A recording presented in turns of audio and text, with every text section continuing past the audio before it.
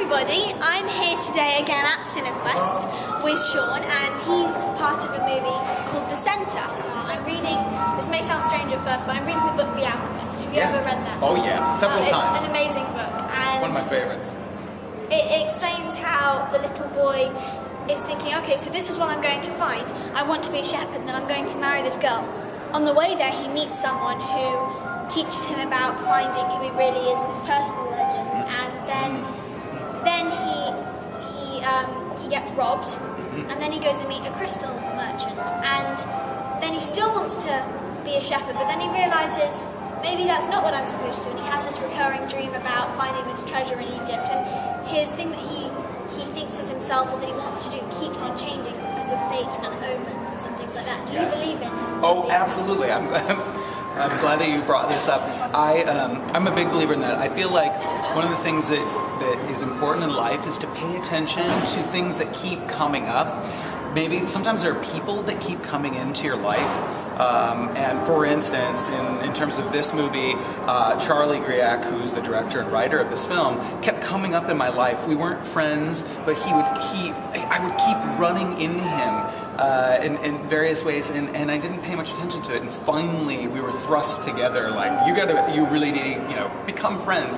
And we ended up, working on this movie that he wrote and directed. So I'm a big believer in really paying attention, because I think sometimes it's right there in front of you, and it's kind of directing you to your personal legend, as they say in The Alchemist.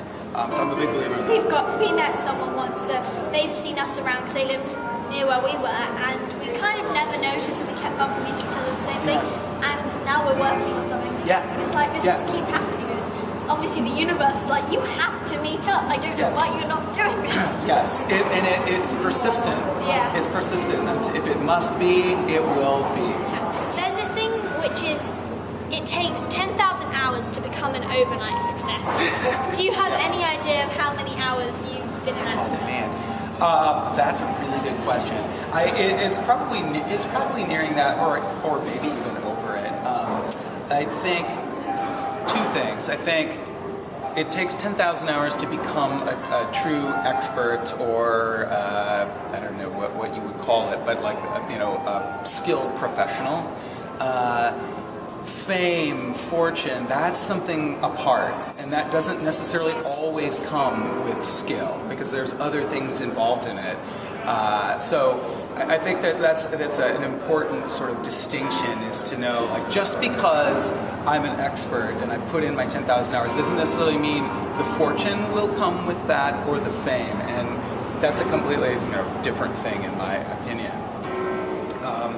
So I think, as an actor, I think what's really important is to understand, why am I doing this? What is the point of this? I think a lot of people go into it thinking, I want to be famous.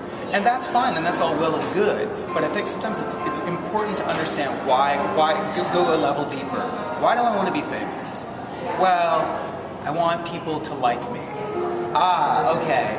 That's maybe not, then you can fulfill that other ways. You don't have to be an actor to have people like you. You could be a psychiatrist. You could be a teacher. As long as you're yourself. That's right. That's right. And if at the end of the day, the best fulfillment of who you are is to be an actor, absolutely do that. But I think it's really important to understand, why do I want to be an actor? Yeah. And if it's because you're like, I love to tell stories, I can't do anything but do that, or I need to inspire people by telling stories, or being the biggest possible version of me that I am, absolutely go for it. But I think it's important to understand, why do I want to do this acting thing? Because it's challenging. There are a lot easier professions out there. Trust me. Who's the person that inspired you to become who you are today? Who inspired me to become who I am today? Wow. Okay, that's tough. Probably innumerable ones, but I would say there's a guy named David Elliott who is he teaches this form of meditation that 5 years ago or so I came onto, and that really changed who I am. It helped me to become much more grounded, much just happier in life, and all just because of the simple breathing meditation. And I don't know, my life has just really improved a ton since then. So I would say probably him. Speaking of the breathing, there's something that my mum and I do, which is blue skies in and grey skies out. So have all the positive energy in and let all the negative stuff go, which is really helpful. But instead of sitting down and doing the yoga position, we live right next to the beach, and we'll walk along the beach in the morning and looking at the ocean, and that's our meditation. It's fantastic, and that's what this breathing meditation also does. Is you're laying down, so it's not that uncomfortable sitting in like twisted up position, which I can't do. It hurts, and I don't think it's necessary. I think that the intention of that is very good, but like to your point about you can meditate, you can focus, you can see what it is you really want in your life. In other words, laying down, walking on the beach, and I have found that that's the most important first step towards anything, is really envisioning it.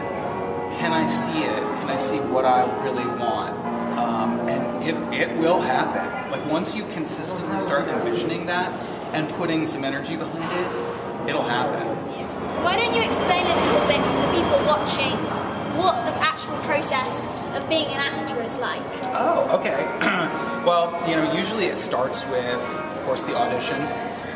You go in, they have you, they give you sides, as they call them, and really important, really key when you go in with those sides is you can have those sides in front of you, but for me, the most important thing is that you should know those lines cold. You should not need those sides, but I've always been taught from other teachers, have them there just in case, because you just don't know. But I'd say, know your lines so cold that there's no possible chance you can screw them up. So if once you think you know your lines, I've got this, run it 10 more times, because you will be surprised when you go in for that audition. You thought, I knew it, and then because of the situation and it's awkward and you're like, I don't know these people, and they're like, and you want to be natural. So once you know your lines, do it 10 more times, and you will thank yourself later. So that's first step, going in for an audition.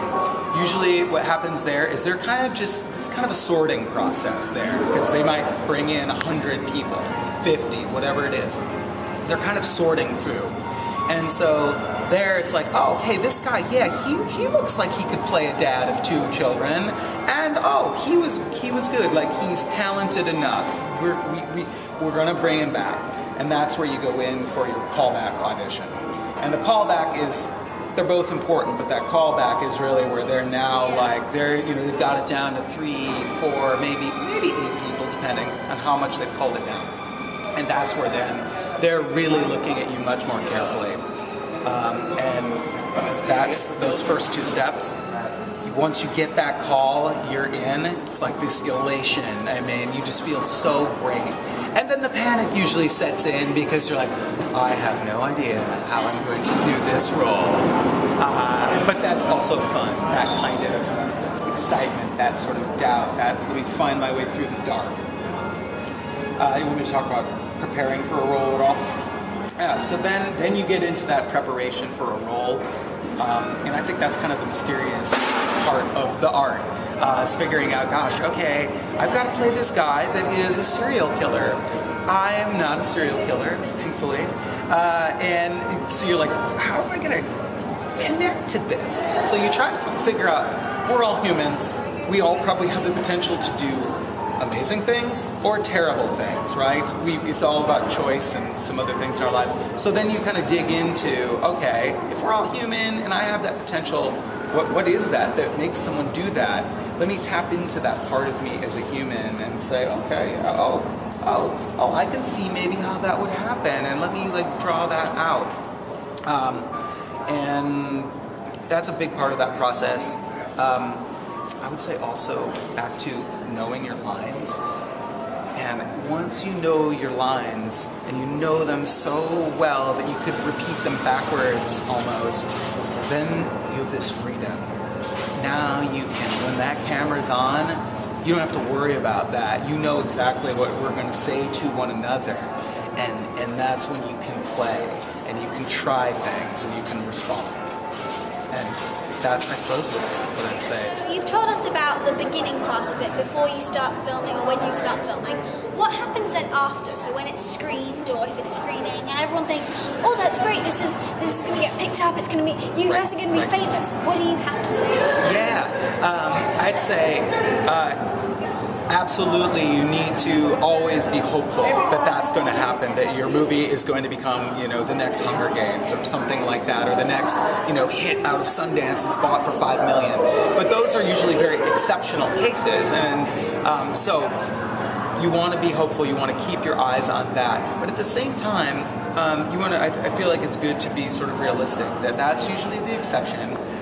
You want to, don't, what's the right word for this? Don't get too caught up in the result. The reason that you're doing this, hopefully, is because you love it. You have fun doing it. It helps express who you truly are. It inspires people. Those things have nothing to do with the monetary gain, the fame, all of that stuff. So, again, those things aren't bad, and hey, isn't that cool if that also happens?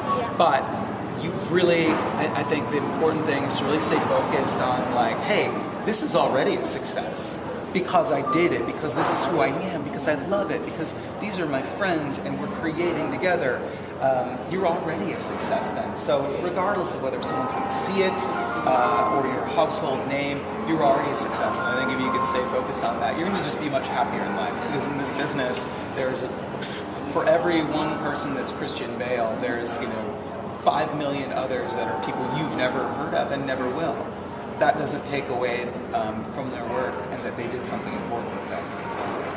You've spoken about getting the job and experiencing it, but what's the thing that you do if you don't get that call back or if you don't get the job? Yeah, I think when I was younger, I would take it really personally and I would feel terrible, and I think most of us do, because it's like if you ask somebody out on a date and they say no, it's like, oh, I was very vulnerable. I put myself forward. It's an uncomfortable thing. It's scary, And I think the more you audition, the more you realize, look, this isn't personal.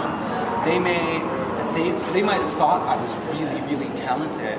They just might have thought I was not good looking enough. Or sometimes it's you're too good looking, or you're funnier than they wanted, or whatever. You will have absolutely no idea. Most of the time you will never hear why you didn't get that role.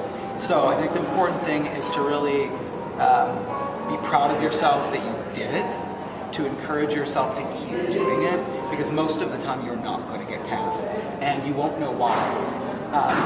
Another thing that I do that I think is helpful is, because you have no idea why they didn't cast you, why not make up some reason that's positive for yourself and encourages yourself? So, for instance, instead of saying, I didn't get the role because I was terrible, or whatever, why don't you say, I didn't get the role because I reminded the director of their ex-boyfriend that they don't like.